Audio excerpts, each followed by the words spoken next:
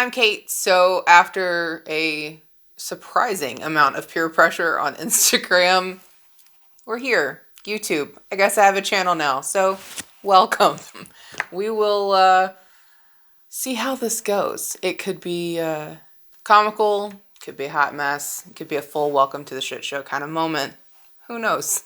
But I'm excited to be here and excited to try something new and different and have more of a face-to-face conversation with you guys. So today's video, we're going to be introducing functional planning. What the hell does that mean? Who am I? Why I'm here? And kind of what you can expect on this channel. Trigger warning, if cuss words bother you, just keep going. This is not where you want to be. So let's start with, who the hell am I?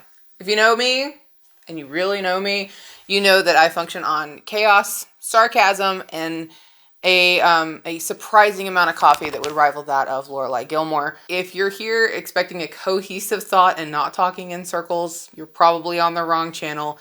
I have decided to just adapt and allow my ADHD to be part of my charm instead of fighting against it. I'm not going to be anything other than me. So if that bothers you and you can't follow like 6 conversations at one time, then maybe not. I don't know. So my name's Kate. I'm mother of 2 kids. I'm a scientist by day, but I'm a lover of planners, related things, stationery, journals. Behold. I'm glad that you're here, and I'm really excited to delve into this new world of planning via YouTube. It may not be a new world, you know, for me to be in planning, because I've been planning since, let's see. We're not going to talk about it. I look good. We'll just say that. Moving on. So I'm an analog planner. I love all things paper bound, and digital planning absolutely makes me want to rip my eyeballs out. I've tried it. I've tried it several times. I've tried apps.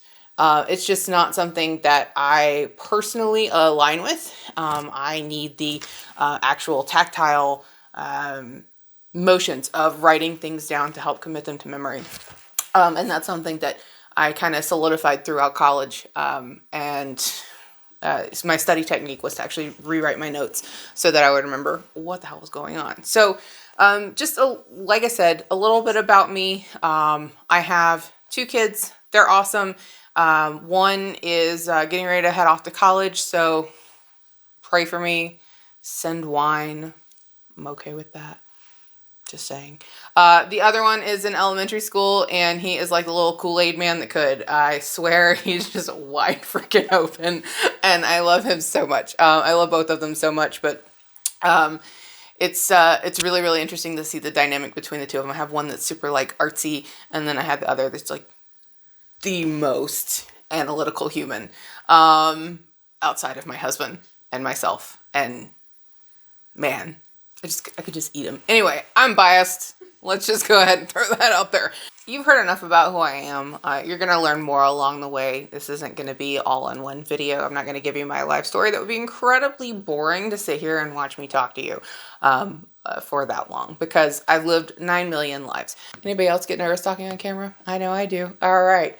So back to the program. So let's talk about planning.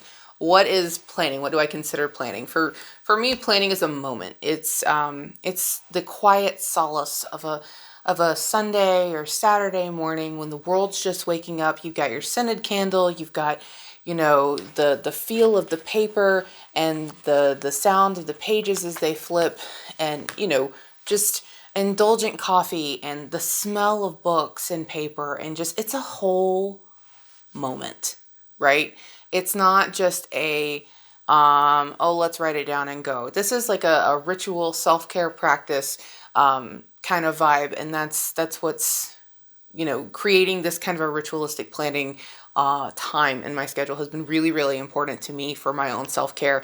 So I'm going to dive into what functional planning is, but first you really need to understand a little bit of background. As a mom of 2 amazing kids that are actively involved in theater and chess club and all of these other things, it can be a lot to navigate. Add on to that, you know, having a full-time job, having a husband with a full-time job, and all the day-to-day things that we all have. I got to this place where instead of asking for help, I would just take on more, and I would take on more, and I would take on more. And I got really, really bad at asking for help. I got really bad at vocalizing and communicating my needs. I got to a place where I was deprioritizing my own needs. I felt like I only did my very best if I checked off every item on my to-do list by the end of the day. And the problem with that is that the to-do list never ends. The to-do list is always there. There's more being added to it constantly. And it's not something that you're ever going to win the day. I would feel exhausted by the end of the day. And I'd go to bed feeling unmotivated and feeling like, making time for self-care seemed impossible. And that's just not the way that I wanted to live my life. I even, this is going to sound silly, but I even got to the point where I felt like taking time for self-care was selfish because I should be I should be doing all the mom things that I'm supposed to do. For those of you out there that are feeling that way, just know it's complete and total bullshit. Not even going to mince words about it. You can't show up as the best version of yourself if you're not taking care of you first. So cut it out. My life is chaotic, and I tried for a really long time to coordinate the chaos. And instead, I kind of flipped the script a little bit. I decided to just embrace it, embrace the chaos, embrace the journey. And when I kind of came to this realization, I was like, okay, enough is enough. Let me really take a step back and think about how I'm doing my planning, how I'm incorporating this to my life. So what I wanted to really make sure I was doing was not ending the day just accepting energy leftovers. And what I mean by that is, you know how you cook and once you're done, you put your leftovers in the fridge, right? And it's that for another day. Well, I felt like the leftovers was all I was ever getting out of my own energy bar, out of my own health bar. If you're a video game nerd, I see you. I felt like I was only getting this amount of energy when I should have been able to have a whole freaking buffet. And that's not okay. So I wanted to create a space where I wasn't accepting energy leftovers, where I was standing up for myself, where I was advocating for myself that, these are things that I need to be fulfilled in life. These are things that I need to be the best mom that I can, to be the best partner that I can, to be the best woman I can, honestly. I never wanted to get back to that place where I was in that mental health funk of just, it is what it is. I don't want that for you either. So this brings me to functional planning. So after pouring every ounce of energy that I had into every other area of my life for a million years, I decided that it was time to do something for me, just me. And that's where functional planning came in. It started off as let's have a fun blog that we start writing about the ways that planning can function in our lives to make our lives better, to help us establish boundaries, to figure out ways to implement self-care, to manage the schedule. I wanted to create a space that was very pro self-care, very pro boundary, a positive place where you could really feel like you were making progress, and to encourage other people to do the same thing for themselves. This is a passion project, and it's something that I just have a lot of fun with, but it's something that I love to do. And it's something that I get to meet people and I get to hear their stories and I get to talk them through pain points, things that they've tried, things that they're struggling with. And it's more than just what size planner is going to fit my life. Pop quiz. How many planners did Kate go through in 2024? Just saying. It was a lot. Having these conversations with people, getting to know people in the community, having silly side conversations about planner hopping because somebody comes out with something new. Like, this is all fun to me. By the way, if you're a planner hopper, let me just go ahead and validate this for you. Planner hopping is just one of the ways that you experience media, right?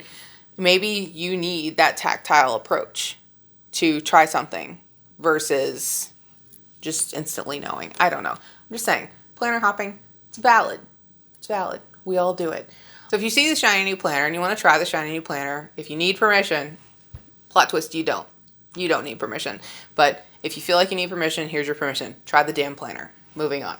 So my goal in this space is to explore the function of planning, explore the way that we all use it, whether that's for budgeting, memory keeping, journaling, task and schedule management, planning for wellness, planning for fitness, planning for all the things, planning for college. What are those things that people are actually using planning for?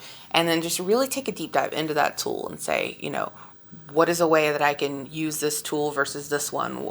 What's this new system? What's this old system? And just, I don't know, nerd out over planner stuff. If that's what you want, you're in the right place. So that brings me to my completely important TED Talk on planner peace. I'm just going to go ahead and throw this out there. Planner peace is a myth. It does not exist. You may have planner happiness. You may have a momentary, like, this is what's working for me right now. For all you planner peace junkies out there, I want you to listen to me. Planning is a practice that is as individual to you as your fingerprint. No two of you are going to plan identically the same. What works for one person isn't going to work for someone else. And that's because your lives, your goals, your values, your beliefs, they're all different. Like, you can draw inspiration from someone, but I can give 5 different people the exact same supplies, and they're going to come back with 5 different styles, 5 different things that speak to them, and that's okay. All that to say is that there's no one size fits all to planning. Everything is different, and it's going to be unique, just like you. Your planning needs are going to evolve over time. I don't plan the same way that I did 5 years ago, 10 years ago, when I was an undergrad, when I had a newborn baby, when I was in graduate school. Like, it's been different each and every time. Last soapboxy moment, just to kind of get the housekeeping out of the way. Planning doesn't need to be perfect. I know we all go on Instagram, we see these inspirational accounts, and they're beautiful and they're stunning, and it's like, wow, what a curation. What a work of art this journal is. And sometimes that can be a little intimidating. Sometimes that can feel defeating. But I'm here to tell you that it doesn't need to be perfect. You're going to have your own style. You're going to have your own flavor. You may be more productive with a messy highlighter and ink pen. You don't have to be perfect. And you will develop your own style and your own flavor over time. And that's that'll change too. Because, sometimes you're in rings and, you're loving everything you have going and it's portable. And the next thing you know, you picked up a B6. Pivots happen, right? So don't get overwhelmed. Don't bog yourself down if you decide to make a swap. Okay, so now that you heard a little bit more about me and a little bit more about functional planning, I invite you to go ahead and subscribe to the channel. We're going to be covering a lot of different things. Haven't figured out a release schedule yet, but hopefully it will be, I'll figure it out soon. We're just figuring this out as we go. I spent too many hours trying to make this perfect, and I just decided that perfectly curated things and perfectly scripted out videos and all the perfection that you see, it's not me. I'm never going to do it. I'm going to sit here and I'm going to overthink it to death, right? So we're just going to do this. We're going to do it messy, and you're either going to be along for the journey and you're going to be like, hell yeah, Kate, or you're going to be like, you're going to go to a different channel. And that's full. I'm okay with that. I'm okay with that. If you're here for that kind of thing, go ahead, subscribe, hit the notification bell thing that's somewhat, it's this way, right? I don't know. Maybe down, but give the video a thumbs up. Comment, let me know that you're here with me, and I'm excited. So, welcome to the shit show. Train wreck, whatever. It's fine. I'm glad you're here. Bye, guys.